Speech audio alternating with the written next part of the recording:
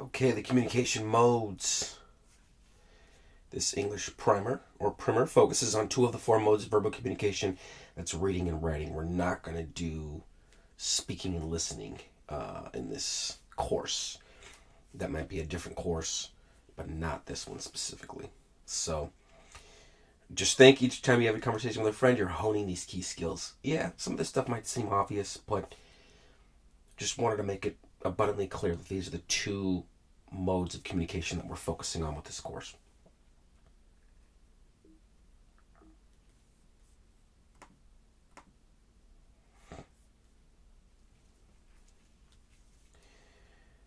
The key is focus. It's a key with almost anything, right? Especially when it comes to learning or, really gleaning the most from an experience. So when it comes to reading or writing, try to eliminate distractions. If you must wear headphones to drown out noise so you can concentrate better on what you're reading or writing, then do so. I use headphones. I spend a lot of time at libraries, sometimes coffee shops, sometimes my home. But it's important that, especially if you're going to be, learning new information, that you got to be able to focus. It's really crucial.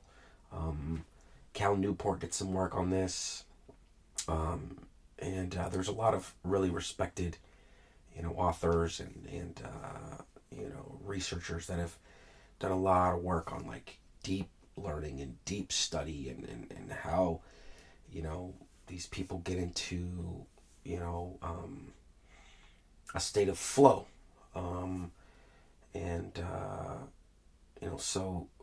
but it really has to do with tremendous focus and commitment to your craft and being able to just to be open, to have all those neurons open to truly digesting the material and going over it and trying to file it away and learn it and really compete at a high level. And when I say compete, I'm talking about working. I'm talking about athletics, obviously, but I mean just in terms of life, trying to make sure that focus is an important part of that recipe. So I don't listen to lyrics usually. Usually it's I have a motley mix of music that doesn't have lyrics, and I'm not really going to get into it, but instrumentals, movie soundtracks, classical, even EDM music. I like Dead Mouse a lot. Eric Prydz. There's some really great music out there. There's just some amazing music out there that doesn't have lyrics, and you can focus. Some people, like my brother, I have my twin brother. He likes silence, and I've got, obviously everyone has their own opinion, and some people probably can do just fine with music, with lyrics, and they have it blaring, and they can just do a lot. It just depends though. Depends on what you're doing. I think probably painting, probably not as big of a deal, I would imagine, but for reading, for me, it's really tough to have music on that has lyrics if I'm trying to read. So I don't know. I think it all depends. And then also just letting the members of your household know when it's your time to study. Reading or writing, and just the obvious. Just really making sure you can carve out some time and figure out when are some ideal times that you can get work done, and just being aware of yourself and of what your needs are when it comes to reading. And some readers need silence, and if you definitely need silence, and you can't. There's not an ideal time to study,